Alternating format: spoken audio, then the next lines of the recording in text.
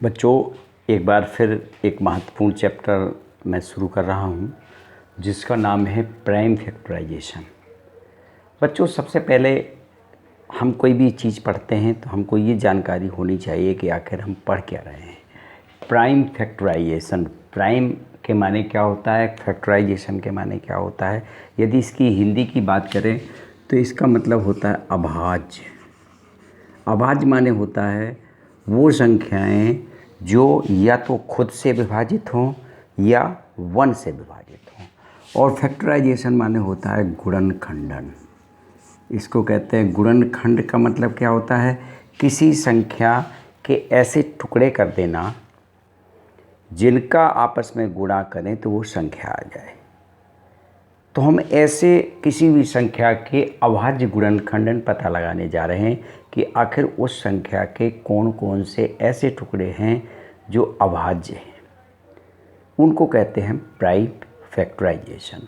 तो प्राइम माने बच्चों आपको समझ में आया होगा अभाज्य, और फैक्टराइजेशन माने होता है गुणनखंड। आइए इसको एग्जाम्पल लेकर के हम उदाहरण लेते हैं। सपोज करिए आपने 6 का आपको प्राइम फैक्टर्स पता लगाने हैं।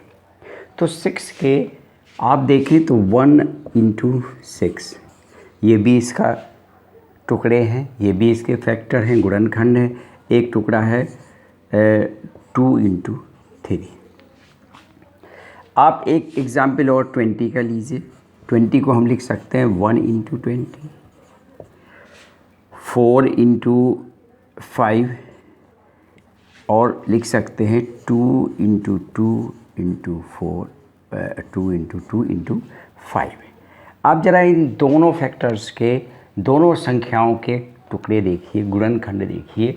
आप देख रहे हैं कि 1 में 6 का गुणा करते हैं तो भी 6 आ रहा है, 2 में 3 का गुणा करते हैं तो ये भी आ रहा है। इस तरीके से इसका भी गुणा ये, और इसका भी गुणा 20, और इसका भी गुणा 20। अब सवाल आता है कि इस 6 के प्राइम फैक्टर कौन से होते हैं, इस 20 के प्राइम फैक्टर्स क्या होते हैं।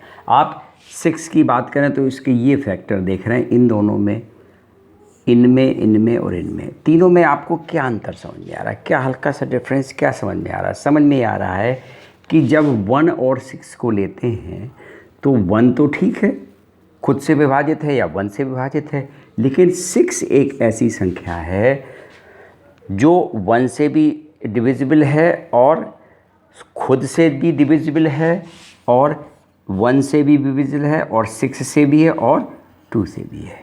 इसलिए अभी ये प्राइम नहीं है। प्राइम माने होता अभाज्य, अभी ये अभाज्य नहीं है। इसका मतलब इसका भाज्य 3 है, या खुद या 1। ऐसी संख्याओं को हम भाज्य संख्या और अभाज्य कहते हैं। जैसे सपोज करिए आप 5 ले लीजिए। 5 के आप देखें तो ये 1 से विभाजित है और 5 से विभाजित है, इसलिए प्राइम नंबर्स है। ये कैसी संख्या है, ये अभाज्य संख्या है। तो अभाज्य संख्या किसे कहते हैं, वो संख्याएं जो कि या तो 1 से विभाजित हों, अर्थात जिसमें 1 का भाग चला जाए, या खुद का चला जाए। आप बताइए 9 कैसा नंबर्स है, 9 प्राइम है कि नहीं है।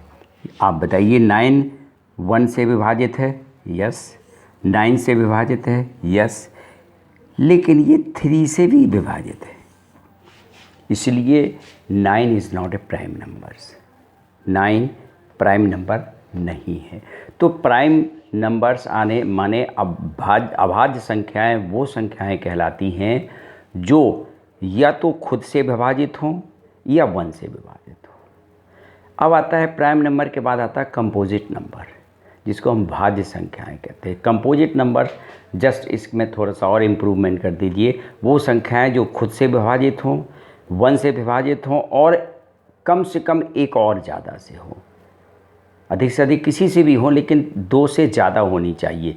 फॉर एग्ज़ाम्पल जैसे आप ले लीजिए 20 1 से है और 20 से है, 4 से भी है और 5 से भी है, इसलिए ये प्राइम नंबर नहीं है।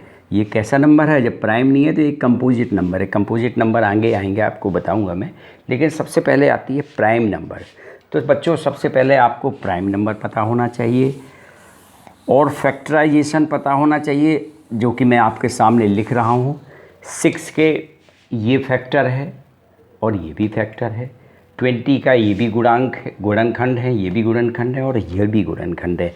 लेकिन वो गुणनखंड प्राइम फैक्टराइजेशन कौन है, अभाज्य गुणनखंड क्या है? देखिए, ये इसके अभाज्य गुणनखंड नहीं है, क्योंकि इसमें 20 एक ऐसी संख्या है जो कि और अभाज्य हो सकती है, इसलिए इसको नहीं करेंगे। इसमें 5 तो ठीक है, 1 से है और खुद से है, लेकिन 4 एक ऐसी संख्या है जो 1 से भी है और 2 से भी है और 4 से भी है, इसलिए ये भी इसके फैक्टराइजेशन नहीं हो सकते। अब बचता है 2 2 5। आप देखें 2 यस प्राइम नंबर है, क्योंकि या तो 1 से विभाजित है या 2 से विभाजित है, और ये 2 कोई बात नहीं, 5 भी प्राइम नंबर्स हैं, इसलिए 20 के प्राइम फैक्टराइजेशन ये हुए, 6 के प्राइम फैक्टर ये हुए। आइए एक दो एग्जाम्पल लेकर के और इसको समझते हैं, और मेरे ख्याल से आपको ये समझ में आया होगा कि आखिर हम पढ़ क्या रहे हैं। हम पढ़ रहे हैं प्राइम फैक्टराइजेशन। सबसे पहले लोग क्या करते हैं कि सीधे सीधे आपको एलसीएम निकालना बता देते हैं, प्राइम फैक्टर निकालना बता देते हैं, ऐसा करो इसमें 2 का भाग दे दो, इसमें 3 का भाग दे दो, फिर 5 का भाग दे दो, ये कर दो। जबकि बच्चे के अंदर इस चीज़ की सोच होनी चाहिए कि वो आखिर कर क्या रहा है। हमको ये जानकारी होनी चाहिए कि आखिर हम करने क्या जा रहे हैं, हम चाहते क्या हैं। कि हमको वर्ड प्रॉब्लम जैसी बात आती है, सबसे पहले वर्ड प्रॉब्लम को पढ़िए, फिर ये बता लगाइए कि आखिर हमें करना क्या है। प्राइम फैक्टर पढ़ रहे हैं तो हमें अभाज्य संख्याओं, अभाज्य गुणनखंड के बारे में पढ़ना। एक उदाहरण और करता हूँ, इसके बाद फिर चूँकि वीडियो लंबा हो जाता है, इसलिए फिर नेक्स्ट वीडियो में आपको ये चीज़ बताऊँगा। अब मैं लिखता हूँ कि 39 और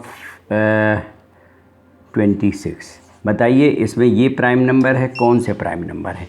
तो आप सबसे पहले ये देखें कि इसमें 39 1 से डिवाइड है 39 खुद 39 से डिवाइड है। अभी तो लग रहा है जैसे प्राइम नंबर हो, लेकिन क्या 39 किसी और से डिवाइड है?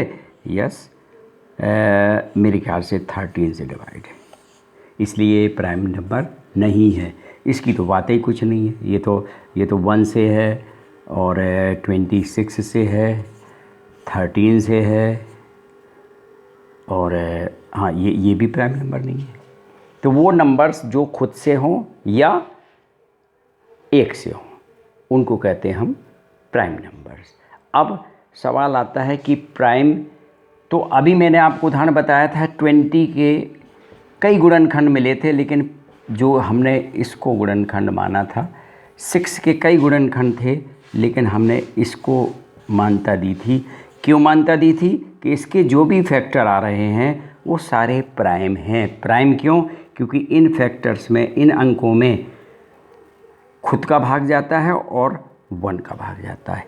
इसमें वही चीज़ है। तो इन्हीं को हम कहते हैं प्राइम फैक्टराइजेशन। अब सवाल आता है कि हम किसी भी संख्या का प्राइम फैक्टराइजेशन कैसे निकालते हैं। मैं इसको आपको नेक्स्ट वीडियो में बताऊंगा।